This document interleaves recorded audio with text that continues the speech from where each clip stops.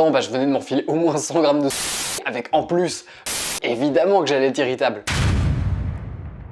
Aujourd'hui, ce qui nous amène le plus souvent à remettre en question notre alimentation, c'est en premier lieu notre apparence physique.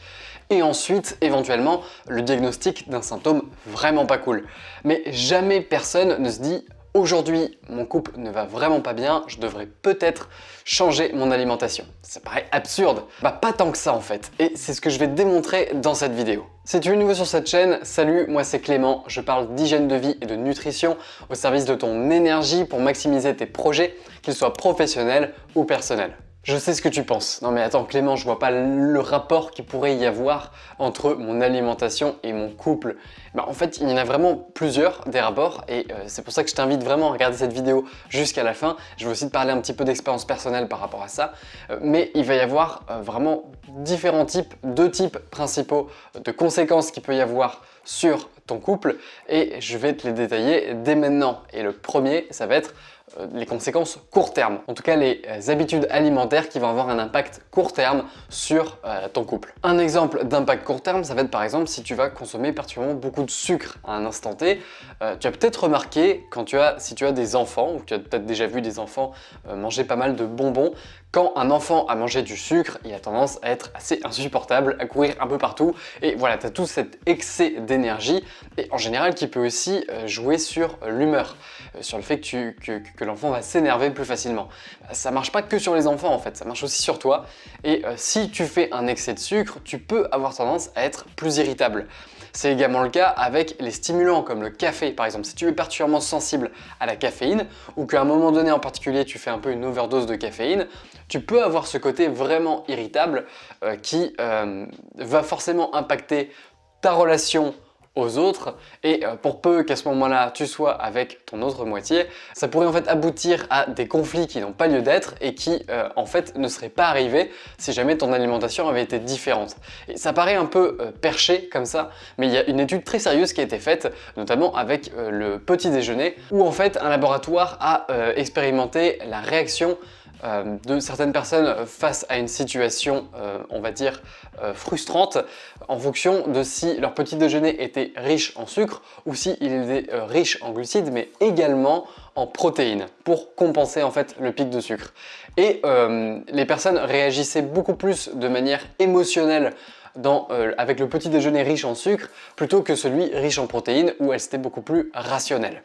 Et donc c'est ça qui va nous intéresser ici. De la même manière, si tu fais du binge eating, si tu te gaves et que tu manges beaucoup trop, ça va avoir un impact sur ton énergie, ça va avoir un impact aussi sur ton humeur. Enfin voilà, tout ça, ça fait que à court terme, ça peut avoir des conséquences sur ta relation aux autres et donc fatalement sur ton couple si jamais tu vis en couple ou à ce moment-là tu es avec la personne en question. Mais si on s'intéresse aux impacts long terme, là il n'y a pas du tout que ça. Ça peut aller beaucoup plus loin. Par exemple, si tu as des mauvaises habitudes alimentaires et que tu prends du poids, il faut savoir que ton système hormonal est directement affecté par ta quantité de graisse. Par exemple, si tu es en situation de surpoids ou d'obésité, fatalement tu vas sécréter moins de testostérone, que tu sois un homme ou une femme. Et dans tous les cas, tu as besoin de testostérone dans des quantités différentes et ça va également impacter le reste de ton système hormonal. Et ça va pas seulement, toi tu vas peut-être penser bon ok je vais avoir moins de testostérone donc moins de libido, alors oui du coup, mais pas que, ça va également jouer sur l'attirance que tu vas porter à l'autre personne, pas seulement parce que tu as pris du gras, mais également parce que tu vas sécréter moins d'hormones et donc naturellement tu vas moins attirer l'autre personne physiquement et sexuellement. Ça va aussi impacter tes performances sexuelles par exemple. C'est quand même un détail qui est important dans la vie d'un couple, en tout cas selon moi. Et fatalement, enfin, il y a également l'apparence physique, au-delà de tout l'aspect hormonal. Naturellement, qu'on le veuille ou non, si la personne avec qui tu es en couple t'a connu dans une certaine forme physique et que tu prends du poids au-delà d'une certaine limite, fatalement, tu vas lui donner un petit peu moins d'arguments pour entretenir cette attirance physique. Et là aussi, du coup, ça peut avoir un impact à long terme. Ça, c'est l'impact, on va dire, un petit peu un petit peu évident, peut-être le premier auquel tu auras pensé, mais si je fais cette vidéo, c'est surtout aussi pour parler des autres qui sont justement les impacts hormonaux, les impacts sur l'humeur, également sur ta libido, l'attirance, etc. Maintenant, là où c'est intéressant de prendre du recul par rapport à ça, c'est qu'aujourd'hui, la diète standard occidentale et la diète standard même française implique ce genre de problème et va impliquer ce genre de perturbations hormonales, cette surconsommation de sucre qui va impacter directement ton humeur. Et c'est selon moi l'un des aspects les plus sous-estimés d'un changement d'alimentation, d'un changement d'hygiène de vie. C'est l'impact que ça peut avoir sur ton énergie, mais également et fatalement sur ton humeur, sur ton rapport aux autres, sur du coup ton réseau social, ton entourage, tes relations à ton entourage et également ton couple. Maintenant, la solution à ça, c'est de faire un peu attention aux corrélations.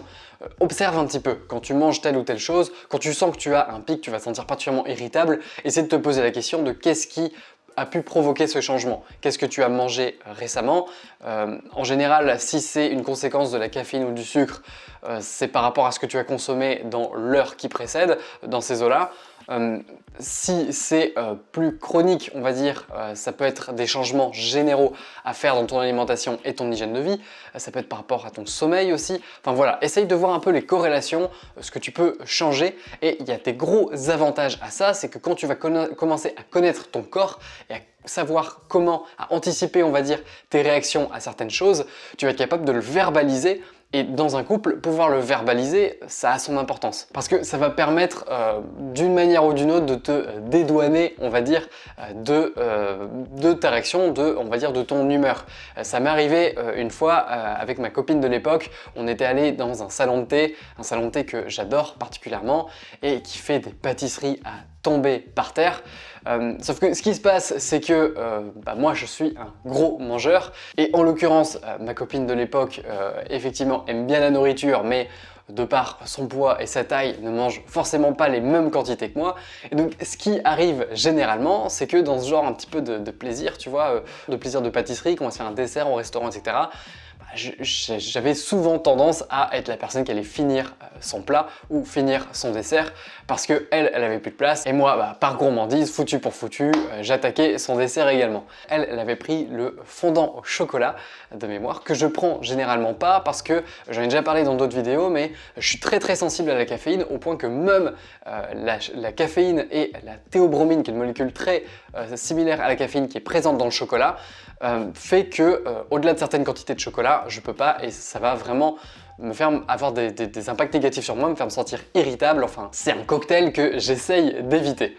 Sauf que bon, là j'ai craqué, j'ai fini son dessert et sur la route du retour, donc on prenait la voiture pour rentrer chez nous et j'ai senti elle me parler un petit peu de plusieurs choses et il y a des petites choses qui ont commencé à m'agacer, j'ai senti monter l'émotion, on va dire, j'ai senti monter l'énervement et j'ai respiré un grand coup parce que je me connaissais par cœur et je savais les conséquences que ça pouvait avoir de manger ça pour moi. Donc je lui ai dit, écoute, je suis désolé, c'est pas contre toi, là je commence à me sentir vraiment irritable, donc si tu me sens désagréable, c'est pas contre toi. Et en même temps, je venais de m'enfiler au moins 100 grammes de sucre pur avec la quantité de dessert que je m'étais rentré, avec en plus le chocolat et la caféine, évidemment que j'allais être irritable. Mais en tout cas, le verbaliser, ça a permis d'éviter potentiellement un certain conflit ou une certaine dispute qui n'était pas nécessaire. Maintenant, est-ce que ça veut dire que la diète, c'est la solution de tes problèmes de couple? Non, bien sûr que non, j'ai pas la prétention de te dire ça. Simplement, c'est un facteur qui est trop souvent oublié selon moi et qui vaut le coup d'être considéré quand tu sens que tu as des problèmes d'énergie et d'humeur qui ont un impact négatif sur également ta vie privée et tes relations intimes. D'ailleurs, ça m'intéresse, dis-moi dans les commentaires si tu as le sentiment que c'est déjà arrivé que ton alimentation ait impacté une embrouille de couple par exemple ou une dispute quelle qu'elle soit. Ça m'intéresse vraiment de voir un petit peu les différentes histoires et de savoir si tu as déjà pris conscience de ça. J'espère que cette vidéo t'aura aidé, je te dis à très vite pour les prochaines. D'ici là, prends soin de toi, ton cerveau te remerciera. Merci d'avoir regardé cette vidéo jusqu'au bout, j'espère qu'elle t'a plu. Si tu veux aller plus loin, je t'ai fait une vidéo sur les 5 habitudes qui ont le plus changé ma vie après des années d'auto-expérimentation. Il y a vraiment 5 habitudes qui ont eu en tout cas le plus d'impact sur mon quotidien avec un minimum d'énergie. La vidéo, si elle t'intéresse, tu peux la télécharger en cliquant sur le bouton ici. Je ne sais pas combien de temps elle va rester en ligne, je change régulièrement d'offres gratuites, donc n'hésite pas à la télécharger dès maintenant et je te dis à très vite de l'autre côté.